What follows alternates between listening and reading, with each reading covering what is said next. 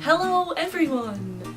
My video blogs are back by popular request, and I am going to be taking you on a little timeline of my life coming back to the UK from winter break until now. Basically, before I went on winter break, I did a big trip to Dublin with my parents and my brother, and so I'm hoping to do a kind of like special video detailing that trip. One of the very first things I did when I came back to England was jet off to Rome with a group of humanities students from Leeds University, so I will also be doing a little special video for that, since those were rather major trips and deserve their own special video. So my Rome trip was January 21st through the 24th, and I got home, I had one day off, and then on the 26th I went right next door to the First District Arena and saw the Wombats, and I ended up being the third row from the front, and it worked out just fine. It was a really fun show. The arena was huge, so it was quite nice to see it from the seat perspective, because the pit was quite low, so I really had a nice bird's eye view of everything. And the graphics for the show were really neat, and they had, of course, like confetti and balloons and all that fun stuff. So that's what I did right after coming home from Rome. After that, I took a bit of a break. I was like, let me settle back into the Leeds life, so I just kind of took a week off and relaxed before it was time to start classes again the next week. Now, it was about this time that me and Jacob started getting into painting, so we bought some canvases and paints and started trying to copy Bob Ross Netflix special shows, and for all I had in me, I could not make the happy little trees, so we just kind of eventually ditched the Bob Ross thing. We decided to take creativity into our own hands. So we left the show behind and we just started painting all the time just for fun and to be creative. Here's one of my paintings. It's some giraffes in an African sunset. So that one came from up here. Now also we had make your own pizza night, and we tried out Feed Leeds. So we went to the first meeting of Feed Leeds. It was on a Friday, and we met in front of a fish and chip shop, and basically the leader of the group had tons of bags of clothing and sandwiches, snacks, juice, tea, coffee. It's really anything that would be a necessity item for someone who is homeless, and everyone kind of takes a bag, and we go out in areas like the Trinity Strip, and people kind of come up and get what they need, and then we do kind of like a big loop around Leeds and try to catch as many people as we can. And it was just really rewarding. It was really nice. The weather wasn't too bad. It was a bit cold, but we dressed warmly. I was on women's clothing duty, so you kind of have to like wait for a woman to come up to you, and then you have to find clothes that she would like in her size. So it was a nice charity. I'm glad that we did that. Now we also went to the zoo. This was called Tropical World. It was a small zoo. It was all contained in one little building, and you start out with some fish and aquatic creatures. One of my favorite exhibits by far at Tropical World was the nocturnal exhibit, where we saw lots of weird animals that we had watched on David Attenborough Earth Netflix shows, which we also got really into.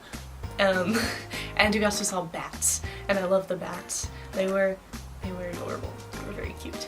And also the meerkats. There's one meerkat that kind of like folded in on himself, and he looked sad, so I kind of waited to see if he would stop doing that, and he never did, so I guess he was taking a nap or something. I tried to Google what he was doing, but nothing came up, so. But yeah, we also saw some birds, monkeys, lizards, frogs. It was really nice for a small zoo, and then we just got a bite to eat in the cafe and some tea afterwards. So then I had class for the whole week.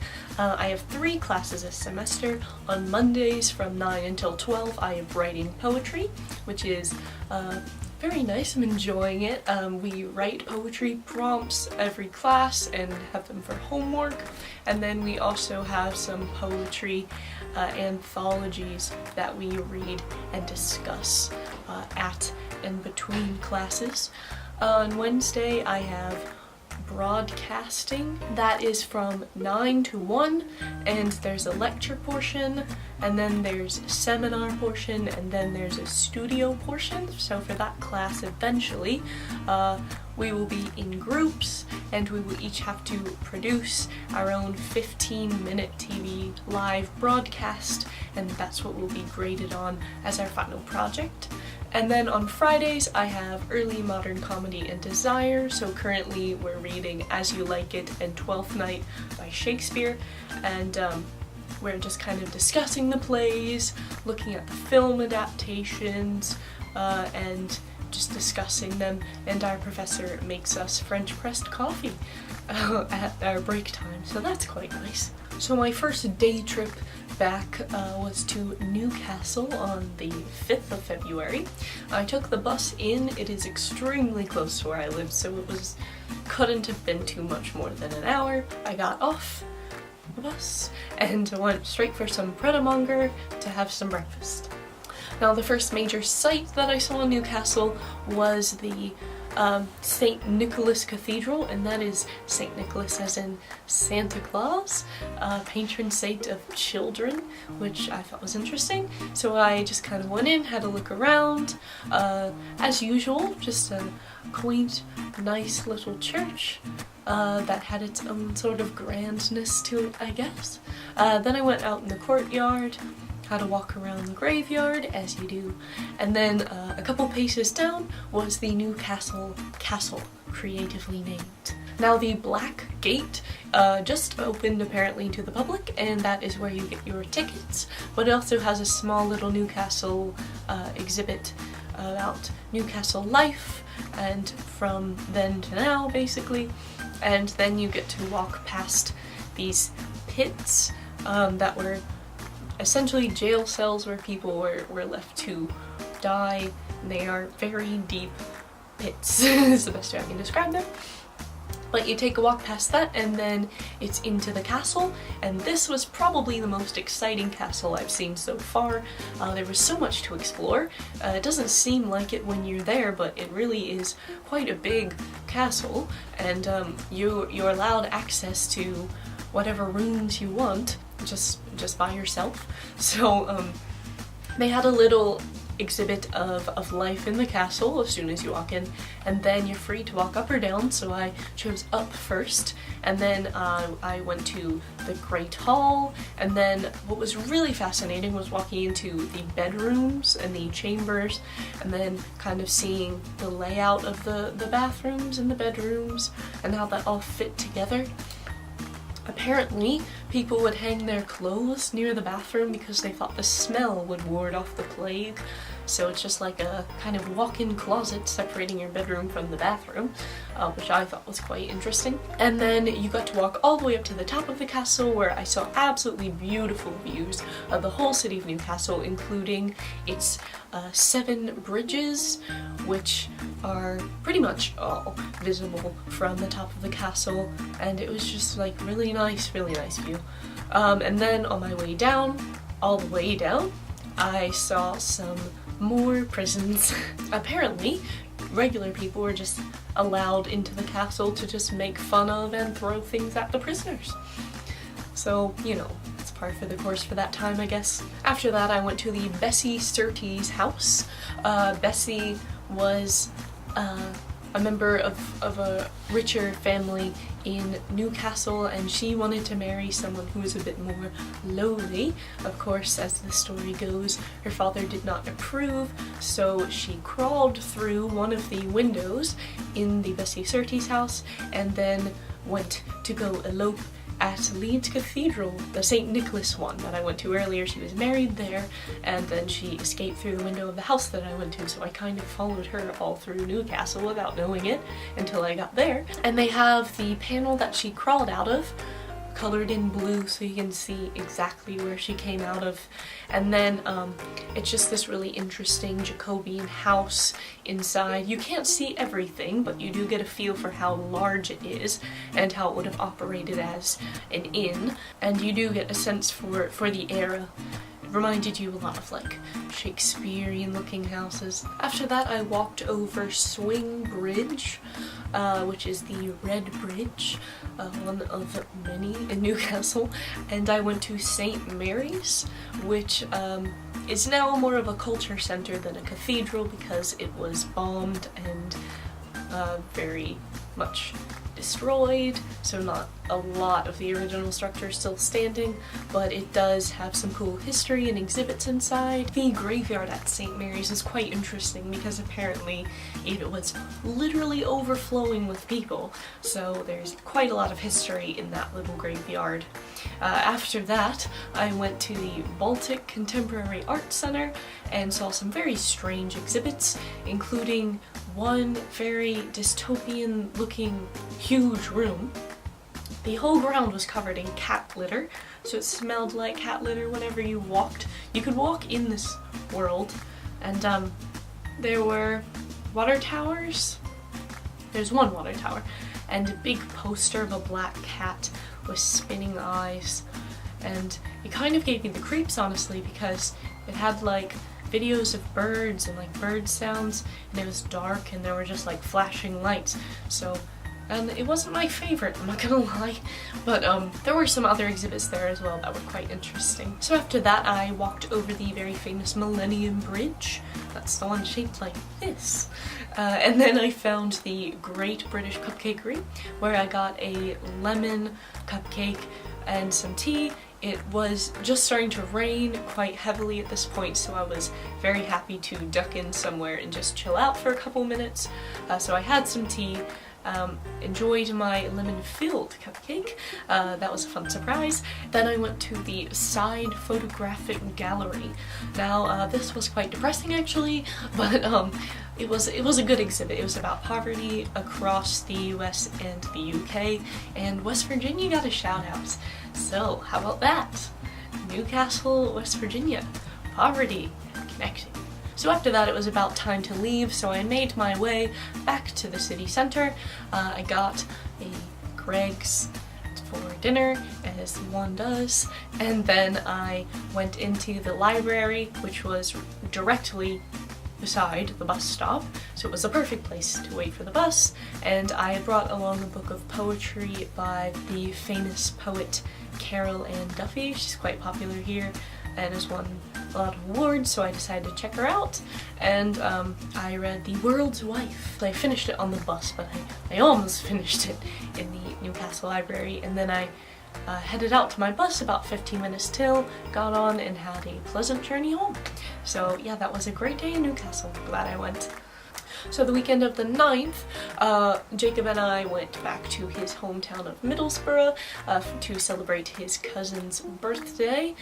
We went out to a nice restaurant called Scran, and I had beef brisket lasagna, which was nice, and then we went to like a Greek-themed karaoke bar. I didn't sing, but everyone else did, and it was a nice time. Yeah, so it was just nice to go back and see everyone again. Every time I go to Middlesbrough, I feel like I'm getting the real England experience. And the Sunday roast and everything. So then on Tuesday the 12th, Jacob and I took a little field trip to Temple Newsam, which is this very old house that has a little farm. And I'm not gonna lie, we went more for the farm animals than for the historic house, but we did see both. We started off at the farm, and we saw some piglets, and one managed to escape and was just kind of running around, and they were so cute. The piglets were so cute. The grown pigs were gross. I won't lie to you, they were gross. But I also got to pet some sheep, and I made friends with some cows, and it was just a great day to be at the farm. It was a bit cold for a farm day, but it's never too cold to not go to a farm.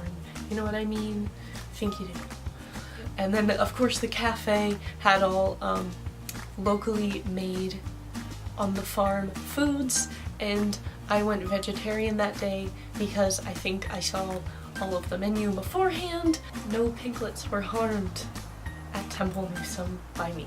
Now it was time to see the house. Now Temple Newsam is a Tudor Jacobean home where one of Mary Queen of Scots' husbands was born, which was interesting because we had just seen Mary Queen of Scots at Hyde Park Picture House, which is this like cute little movie theater that really shows one movie at a time. It's got a little balcony, it's like old-timey, very cute. They put sugar on their popcorn, which I wasn't expecting when I bought the popcorn, but alright. But anyways, back to the point. We got an extra special tour because someone on our tour was a bit of a historian and wanted to see this very interesting mirror. So usually you don't get taken up into the children's area, where like the nursery, but we got to for the trip, so that was neat.